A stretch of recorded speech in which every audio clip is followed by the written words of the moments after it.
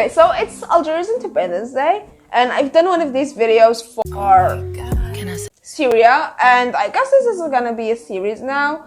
Maybe it's gonna be a series now. I like doing this. It's making me discover new authors, and it's making me discover new types of books that I wouldn't have read if it wasn't for me doing that. When I did the Syria one, I discovered 3 new authors. Well, one of them I loved beforehand because my daddy used to read a lot of Nizar Kabani to us, and he liked poetry, so I liked poetry because of my daddy. So we're gonna do it again for Algeria's Independence Day, which is today.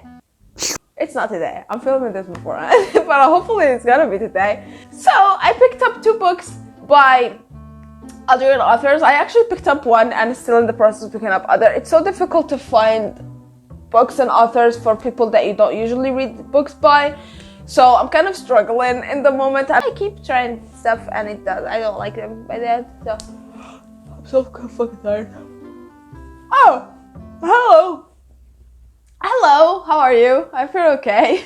But this is my contribution to society in celebration of countries and people and people's achievements. Hopefully we're gonna, branch out in this series. I'm just gonna read books by those people and people from those countries. Seconding with this because we already did Syria. We're gonna start by Najma by Katib Yasin, and Najma means star. Thank you very much. Yes, I read and speak Arabic very well.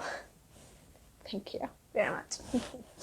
Najma is a masterpiece of North African writing. Its intricate plot involves 4 men in love with the beautiful woman whose name serves as the title of the novel. Najma is the central figure of this disorienting novel, but more than the unfortunate wife of a man she does not love, more than the unwilling cause of rivalry among many suitors, Najma is the symbol of Algeria. Katib has crafted a novel that is the saga of the founding ancestors of Algeria. Through the conquest of Numidia by the Romans, the expansion of the Ottoman Empire, and French colonial conquest, Najma is symbolic of the rich and sometimes bloody past of Algeria, of its passions, of its tenderness. It is the epic story of a human quest for freedom and happiness. This is a historical fiction and I cannot wait to get into it because I've been loving historical fictions and could not really find books to satisfy my historical fiction itch. That sounds fucking disgusting. So we're gonna dive into this one by Katib Yasin, who is Algerian, obviously. And I'm gonna see you when I finish the book and we're gonna talk about it and hopefully gawk at it and be very it hurts. It hurts my head. Hopefully it's gonna be really good. Okay, bye. I'm absolutely gonna hate this whenever I edit it, but I'm very sick. I'm sorry about everything, my face and such. However, I finished the book. It took me like a night and a half. I started it last night. It's the middle of the 2nd day. You don't need these information. I just give them to you for free because I care about you and stuff. Oh my god, everything hurts. Every single thing hurts. I'm very sick. This is the better days of being sick because I was really sick and then I stopped being sick. So we just finished Najma by Katib Yasin, published in 1956. It was a long prose poem by one of the most known and sensational writers that Algeria has produced. Holy heck, the symbolism. Holy heck, the symbolism. This is a difficult book to talk about because if you're not familiar with the type of stuff that man was referencing, the type of stuff he was talking about, you wouldn't really get it and it would be a difficult read for you and it would read as a difficult and complicated type of literature. But if you get those things, if you get the references, if you get the people that he's talking about, if you get the music he's referencing, if you get all of that, it wouldn't be. And I get all of that. So it was actually very enjoyable for me. Okay, so the author is well educated. and from a family of well-educated people. Before he finished his schooling, he had joined the Communist Party and published his first collection of poems, and started giving lectures to Bijis worldwide in 1947. And by 1951, man had published work, including great works still praised today. So I was not expecting less. So I wasn't expecting a mess or a complete like amateur type writing. But his parents really said, what war? We're rich. Go. Be smart. What war? What are you talking about? What massacre that just happened? What massacre that just fucking happened? What war that's gonna happen right now?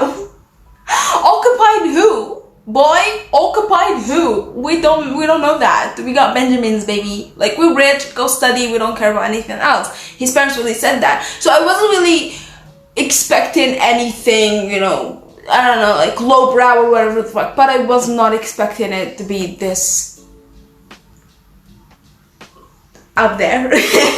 You know a girl is biased, you know that, we know that from the Syria video, we know a girl is biased, but I liked how it highlighted the Arabs, the Algerians, I liked how it highlighted them, which is why I didn't want to do a Camus, an Albert Camus book in this video. I still don't know what book am I gonna read next, but I don't know, I know for sure that it's not gonna be an Albert Camus, because the way he writes, yes, he's technically an Algerian writer, but I don't see him as an Algerian writer. He's more of a French writer to me, and I don't want that. Also, he like diminishes the Arabs in his writing. He like diminishes the fucking Algerians in his writing, and I don't like that. I don't.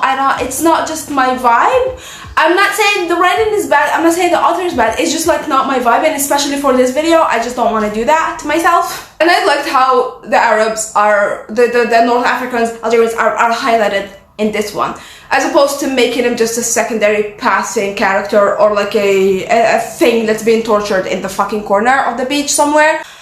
But it doesn't matter if they're the MC, if they're the antagonist, the protagonist, if they are the side character, if they are whatever the fuck they want to be, but they want to make them to be, but they're still important, they still have value, they still are human beings, they still have feelings, emotions that are valid, they still have black and white and a lot of gray thinking, they still come across as a human being, as a character that was a lot of work that was put into it, into creating it, and into making it feel like the actual human being.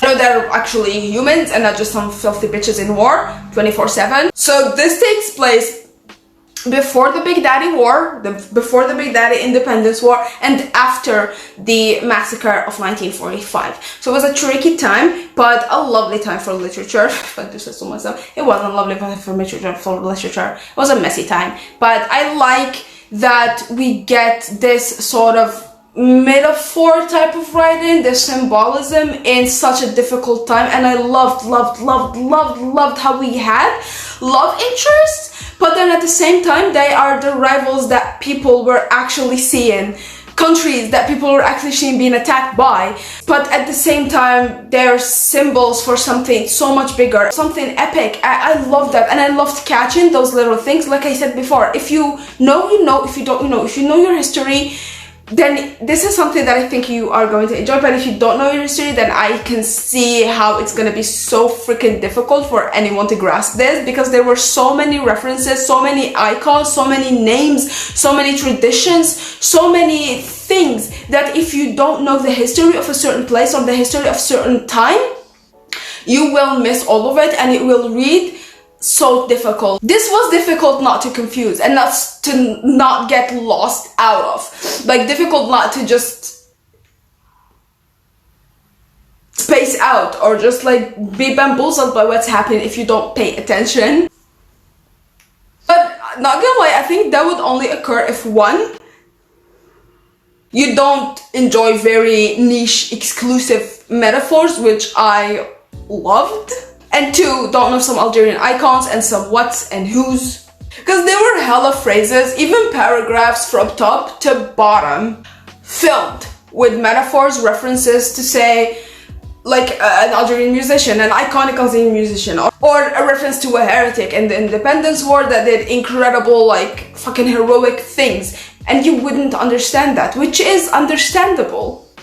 I see how people would take this as sort of a Ulysses or a pinch-on type of work, just because you don't really necessarily know what he's saying. But I personally didn't, and I actually liked it. It wasn't like the best thing that I've read in my entire life. I still surprisingly enjoyed it a lot. It was very smart, and I'm not very bright of a human, so it was very difficult. I'm not gonna lie, but we made it through. Now, what am I gonna do again? What I'm gonna read again? I'm so confused. Well, I've been having like the coldest cold, and I'm so sick. My fever is up and down. Like my fever is like so up and so down during 1 hour. It's driving me insane, I'm not gonna lie. But I'm gonna see you when I figure out. This segment is a mess, I'm so sorry. I'm gonna see you when I figure out what I'm going to read next, because I still absolutely have no idea, and I'm gonna figure it out when I feel better, because right now I'm going to take a nap and wake up tomorrow. Ooh.